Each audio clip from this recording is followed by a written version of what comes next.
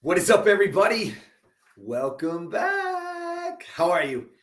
Just wanted to jump on and been getting a ton of questions on words like discipline and focus and motivation and inspiration. And I feel like all the questions have been very similar, and the answers to motivation, inspiration, discipline, and focus are all the same. And so today's topic is 2 pillars of focus. So I want you guys to stay with me today, because if you can get these 2 and start to literally apply them, be intentional about them in your life, I truly believe it can change the needle for you. Okay, so I want to stay with it. So first of all, I found this really cool description of focus. And it says, focus is seeing the light at the end of the tunnel, ignoring the noise, putting energy into what is important, not where you are, but where you want to be. Again, focus is not about where you are. It's about where you want to be. Because when you can get that kind of focus and you know where you want to be, then it's very easy to be disciplined, motivated, or inspired in today's present moment. Because you've heard me say this 1,000 times, and I'll say it again. What you focus on expands. If you're focused on shit, you're going to get more shit. If you focus on good, you're going to see the good. If you want to find a problem, you can easily focus on what's wrong, what's not right, how it could be, and you're going to very much find a problem, even in the greatest of situations.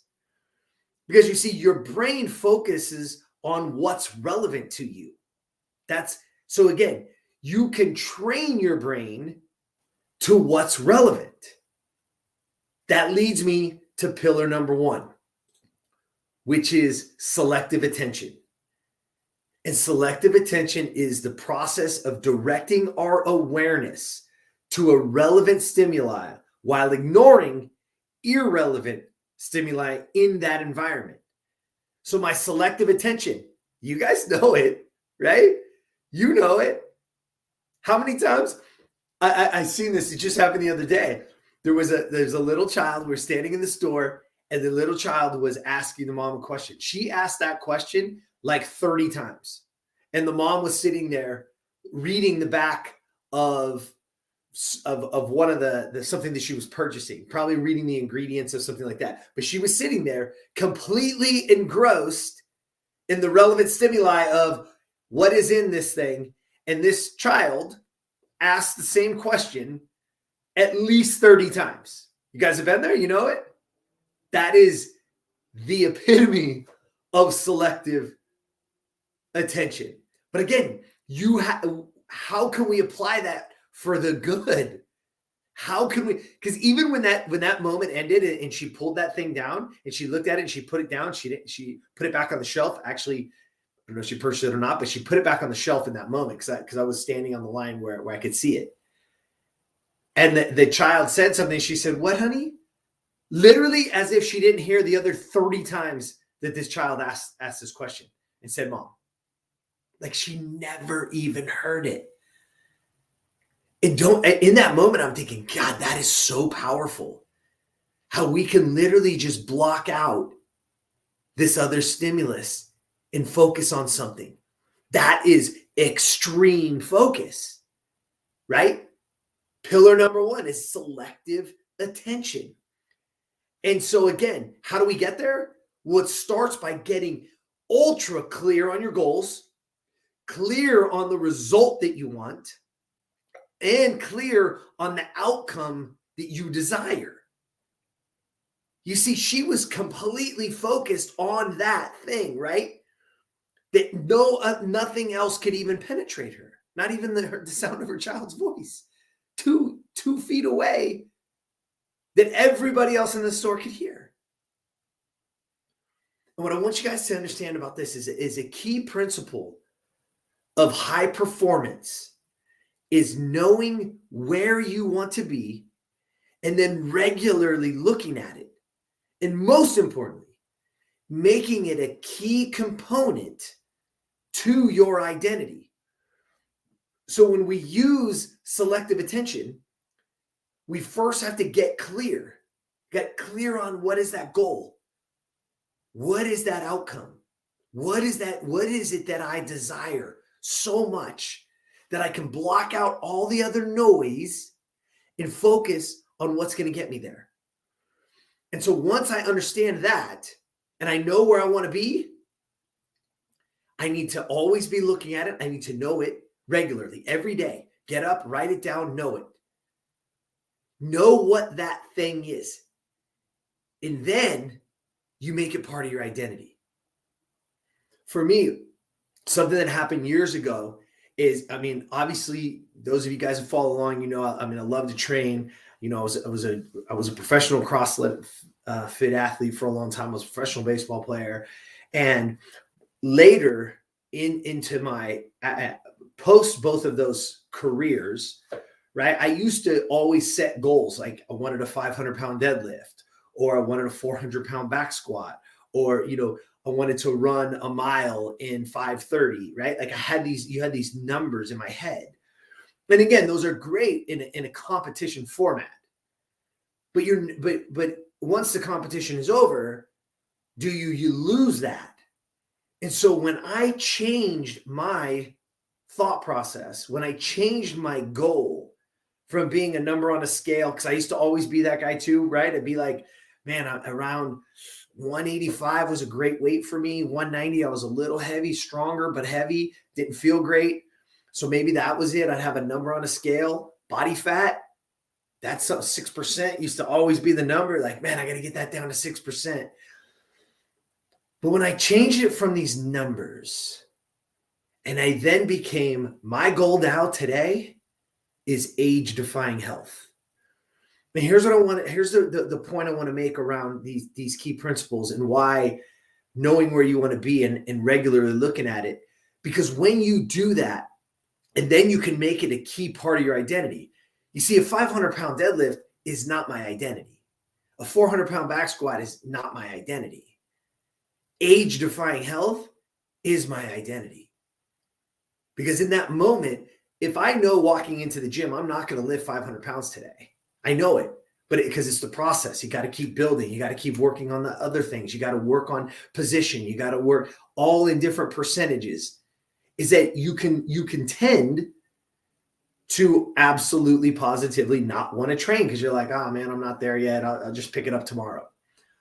But when I changed to age-defying health, and that became my identity, then it became very easy to start having selective attention to focus on what's relevant, which is I don't have to go in there and lift 500 a day, but I can go in there and get a workout. I can go get 20 minutes if that's all I have. Instead of knowing that, oh man, I got to get to the gym, I got to warm up, it's going to be an hour or 2 hours or whatever. In competition, it's different. Today, it's about age-defying health. And it's part of my identity. I am somebody who is going to create, who is constantly creating age-defying health. So I can run, so I can jump, so I can be strong in all years of my life. There's not an end to it. It's now a journey and not a destination too.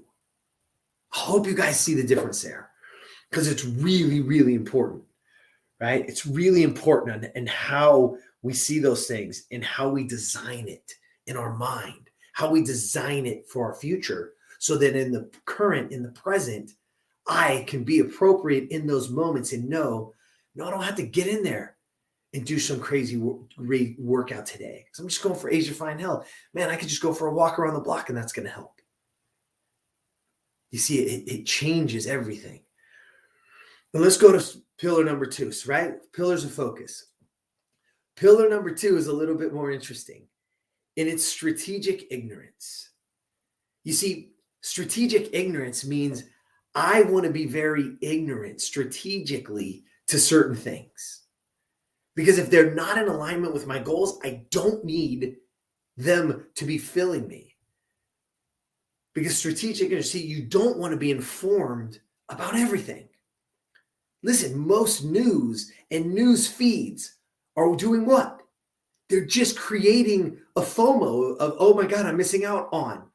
Or they're creating fear, which either one, all it is distractions, taking you away from you reaching your goals, your outcomes, your desires, taking you away from the ultimate focus that's going to get you there. So we've got to start to apply strategic ignorance to it, right? Like, I want to be strategically ignorant to the fact that Domino's Pizza is giving away free, dessert with their large pizza. I want to be strategically ignorant to that, so I don't have to have that distraction, because I love me some pizza. Not necessarily Domino's, but I do love some pizza. So what do you need to be strategically ignorant to? Because you don't need to be informed on everything. Matter of fact, the more I am informed on, the more I have to start deciphering, the more energy I have to burn, and it takes me away from being the best me. It takes me away from the best version of me. It takes me away from my goals, my outcomes, my dreams, because I'm focused on all this other shit that I keep letting in. And I want you to understand, what you let in literally shapes your brain, shapes your desires, it shapes your interests, shapes it shapes the places that you go, the food that you eat, by everything that you're letting in.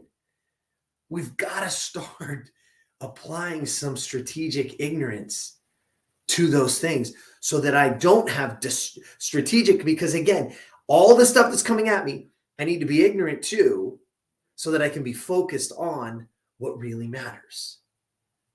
So I'm going to ask you the question. What are some things that you should be ignorant of? Because it's a fun place to be. It's a fun place to be. I had people the other day talking about something on Netflix. I had no idea what they were talking about. I just don't have time for it. I don't have time to sit there and know what the top 10 things on Netflix are. And honestly, I really don't give a shit. I don't care. There's so much other things and people to help and things to build and life to live that I literally have no time for it. And I don't want it. I'm very strategically ignorant of whatever big show or big thing. I don't even know if it's a movie or a show, or if it's an episodic, or if it's what I don't know. I don't know. Matter of fact, I can't even tell you right now what they were talking about. But they were heavy into it. And I can tell you right now, the people that were having that conversation don't have an ounce of the life that I want. So being strategically ignorant to what is jumping on is a pretty great place to be, honestly. So I want you to ask yourself, what should you be ignorant of? What do I need to be saying no to? Because again, I promise you this, what you focus on expands. You focus on good, you look for the good, you focus on, hey, you're lucky. You are so damn lucky. More's coming to you. You focus on the opposite, and the opposite is going to be true. You get to choose, right? So the two pillars: selective attention, strategic ignorance. Apply them. Let's do it. Let's see. Take those two pillars, just those two. Look at your life, write it out. What do you want? Get clear on your goals. Get very selective on what you are of attention to. Get very ignorant to the outside noise. Apply them. And let's start shaping your future. Let's own your future. Let's create your future. You do it by creating your focus. Apply them. They're there for you. All right? That's what I got for you today. Hope you enjoyed it. If you did, if you got anything of value from today, do me this. Share it with somebody. The only way we grow is with you and through you. So if you ever get an ounce of value out of any of these, a 5-star review, a like, a share, a comment, man, do me one favor. Pay the man by sending it to somebody else. All right? And hopefully we can help them shape their future and shape their focus so they can live the life of their dreams. All right? Have an awesome morning, afternoon, or night, whenever you're hearing this. And until next time, get out there and be the best version of you.